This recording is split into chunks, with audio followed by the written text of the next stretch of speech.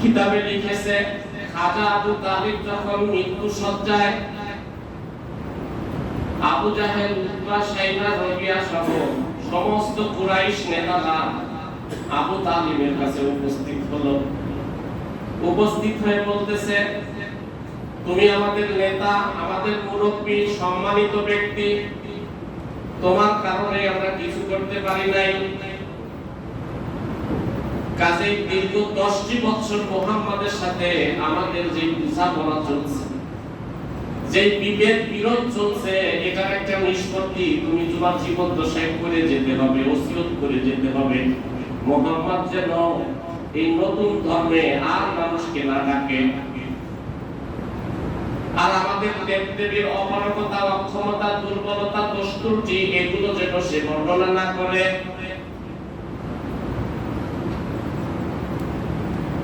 খাজা আবু তালিব নবী করিম সাল্লাল্লাহু আলাইহি সাল্লামের দিকে তাকায় বললেন, ভাতিজা তুমি কি বলতে চাও?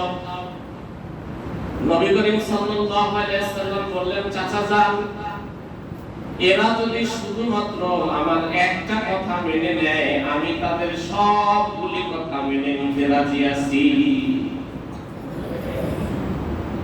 আবু জাহেল বলল, মুহাম্মদ তুমি যদি প্রতিশ্রুতি দাও যে আমাদের কথা মানবা, তাহলে তোমার একটা কথা কেন 10টা কথাও আমরা মানতে রাজি আছি।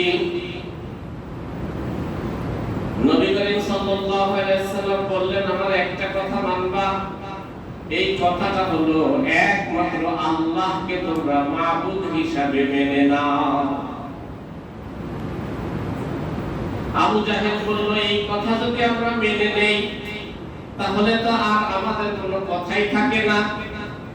আমরা আমাদের শত শত দেবদেবীকে বাদ দিয়ে এক পূজা মেনে নেব, এটা হতে পারে না। দেবদেবীর অপমাননা হবে, অপমান হবে। তারা এই কথা মেনে নিতে রাজি না। রাসূল করিম সাল্লাল্লাহু আলাইহি সাল্লাম তখন চাচা যান খাজা আবু তালিবকে বললেন, চাচা আপনি একটু কানে কানে হইলেও কালেমা পড়ে দেন, কালেমায়ে শাহাদাত পড়ে দেন, কিয়ামতের মাঠে আমি আপনার পক্ষে সাক্ষ্য দিব। দুনিয়ার জীবনে আপনি আমাকে যে সাপোর্ট করেছেন, যে পৃষ্ঠপোষকতা করেছেন, আমার জন্য যত ঝুঁকি নিয়েছেন, চ্যালেঞ্জ গ্রহণ করেছেন, আপনি যদি ঈমান গ্রহণ না করেন তাহলে কিয়ামতের মাঠে আপনার পক্ষে সুপারিশ করা আমার পক্ষে সম্ভব হবে না। কানে কানে হইলেও কালিমায়ে শাহাদাত পাঠ করে নেন। বুখারী এবং মুসলিমের হাদিস এসেছে, আবু তালেব চিন্তা ভাবনা করছিল, সাথে সাথে আবু জাহেল বলতেছে, আবু তালিব তুমি তো একজন বীর পুরুষ, বীররা কখনো ভয় পায় না, কোনো কিছুতে মরতেও ভয় পায় না। তুমি কি আজকে তোমার ভাতিজার বলা জাহান্নামের ভয়ে ঈমান গ্রহণ করবা, মৃত্যুর ভয়ে ঈমান গ্রহণ করবা? বীরেরা তো কোনো কিছুকে ভয় পায় না, মরণকেও ভয় পায় না। তুমি যদি আজকে ঈমান গ্রহণ করো তাহলে মক্কার লোকেরা তোমাকে লজ্জা দিবে। হাদিস শরীফে স্পষ্ট এসেছে, খাজা আবু তালিব তখন বলল, আনা আলা মিল্লাতি আব্দুল মুত্তালিব, আমি আমার বাপ দাদার ধর্মের উপরে থেকেই দুনিয়া থেকে বিদায় নিচ্ছি। নবী করিম সাল্লাল্লাহু আলাইহি সাল্লাম মনে অনেক কষ্ট পেলেন। খাজা আবু তালিব বলল, মুহাম্মদ আমার লজ্জা হয়, মক্কার কুরাইশরা আমাকে বলবে আমি ভয় পেয়ে গেছি। আমি তো কখনো কোনো কিছুতে ভয় পাই না, আমাকে লজ্জা দিবে, নইলে তোমাকে খুশি করার জন্য হইলেও আমি ঈমান আনতাম। রাসূল করিম সাল্লাল্লাহু আলাইহি সাল্লাম বললেন, আল্লাহ আমার এই চাচাজানকে আমি নিজ হাতে দাফন করব, কাফন করব, সবকিছু কবরে নামাবো, যতক্ষণ পর্যন্ত তোমার পক্ষ থেকে নিষেধ না হবে ততক্ষণ পর্যন্ত চাচাজানের জন্য আমি ইস্তেগফার করতে থাকব। হাদিস শরীফে আসছে, রাসূল করিম সাল্লাল্লাহু আলাইহি সাল্লাম আল্লাহ পাকের পাকের পক্ষ থেকে ওহীর মাধ্যমে নিষেধ আসার আগ পর্যন্ত চাচার জন্য ইস্তেগফার করেছে। আল্লাহ পাক রব্বুল আলামিন যখন কোরআনের আয়াত নাযিল করলেন, মা কানা লিন নাবিয়্যি ওয়াল্লাযীনা আমানু আন ইস্তাগফিরু লিল মুশরিকিন, নবীর জন্য মানায় না, কোন মুমিন মুসলমানের জন্য মানায় না মুশরিকের জন্য ইস্তেগফার করা। এই আয়াত নাযিল হওয়ার আগ পর্যন্ত রাসূল করিম সাল্লাল্লাহু আলাইহি ওয়াসাল্লাম চাচা জানের জন্য ইস্তেগফার করেছে। এত মুহাব্বত করেছে, এত ভালোবাসছে, এত পৃষ্ঠপোষকতা করেছে, তারপরেও ঈমান নসিব হয় নাই। কারণ উলামায়ে কেরাম বলেন, ঈমান এটা অনেক দামি জিনিস। দামি জিনিসের প্রতি কেউ যদি আগ্রহী না হয়, দামি জিনিসের প্রতি কেউ যদি দামি জিনিসকে না চায়, তাহলে জোর করে আল্লাহ দেন না।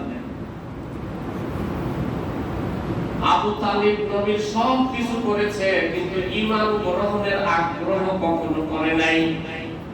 আল্লাহ পাক রব্বুল আলামিন কোরআনে ঘোষণা করে দিয়েছেন, ইয়াহদি মান আনাব, আল্লাহ যাকে হেদায়েত দেয় সেই হেদায়েত পায়। তবে আল্লাহ কাকে হেদায়েত দেয়? যে অন্তরের অন্তরস্থল থেকে হেদায়েত পাওয়ার আগ্রহ করে। যে আগ্রহ করে না, তাকে আল্লাহ পাক হেদায়েতের মতো এত দামি জিনিস দেন না। যে ব্যক্তি রাতে ঘুমানোর সময় প্রবল আকাঙ্ক্ষা নিয়ে ঘুমায় যে ফজরের নামাজ পড়ব, সে অবশ্যই ফজরের সময় জাগ্রত হয়ে যায়। তাতে রাতের 2টায় ঘুমা, 3টায় ঘুমায়। প্রবল আগ্রহ যার নাই, ইচ্ছা নাই, নিয়ত নাই, ঘুমাইছে, উঠলে উঠলাম, নাইলে নাই, সে ফজরের নামাজ পড়তে পারে না। ঠিক তেমনি দ্বীনের উপরে চলা, হেদায়েতের উপরে চলার প্রবল আগ্রহ যার আছে, আল্লাহ তাকে হেদায়েতের উপরে চলার তৌফিক দেয়। খাজা আবু তালেবের ইন্তেকাল হয়ে গেল। হযরত খাদিজা রাদিয়াল্লাহু তাআলা আনহার ইন্তেকাল হয়ে গেল। সিরাতের কিতাব খুলে দেখেন, মক্কার কুরাইশরা তখন হই হই হই হই করে গেল। যেই দুইজন ব্যক্তির কারণে আমরা মুহাম্মদকে কিছু করতে পারি নাই, ওই দুই ব্যক্তির ইন্তেকাল হয়ে গেছে। এমন জুলুম আর নির্যাতন নবীর উপরে নেমে আসছিল। এর আগে তারা গালি দিয়েছে, হইচই করেছে, অনেক কিছু করেছে, কিন্তু নবী করিম সাল্লাল্লাহু আলাইহি সাল্লামের শারীরিকভাবে আঘাত করার সাহস করে নাই। খাজা আবু তালেবের ইন্তেকালের পরে হযরত খাদিজা রাদিয়াল্লাহু তাআলা আনহার ইন্তেকালের পরে মক্কার কুরাইশরা যেন তাদের জুলুম নির্যাতনের জোশ এসে গেল। নবী করিম সাল্লাল্লাহু আলাইহি সাল্লাম কোন জায়গায় বের হলে বাচ্চা ছেলেরা থুতু নিক্ষেপ করত, ধুলাবালি নিক্ষেপ করত। হাদিসের কিতাবে লিখেছে, একবার এক পাপিষ্ঠ কাদা নবী করিম সাল্লাল্লাহু আলাইহি সাল্লামের শরীরে কাদা মারতে মারতে পুরো ঢেকে ফেলেছে। মাথার ভিতরে, চুলের ভিতরে এমন ভাবে কাদা মারছে,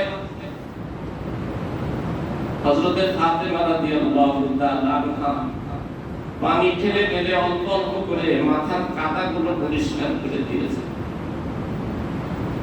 রাসূল করিম সাল্লাল্লাহু আলাইহি সাল্লাম কাবার সামনে নামাজে দাঁড়িয়েছেন। লম্বা সময় উনি কিরাত করতেন, লম্বা সময় রুকু করতেন, সিজদা করতেন। পাশে আবু জাহেল, উতবা, শাইবা, আবু সুফিয়ান, উকবা ইবনে আবি মুঈত, ওলীদ ইবনে মুগীরা সবাই বসে আড্ডা দিচ্ছে।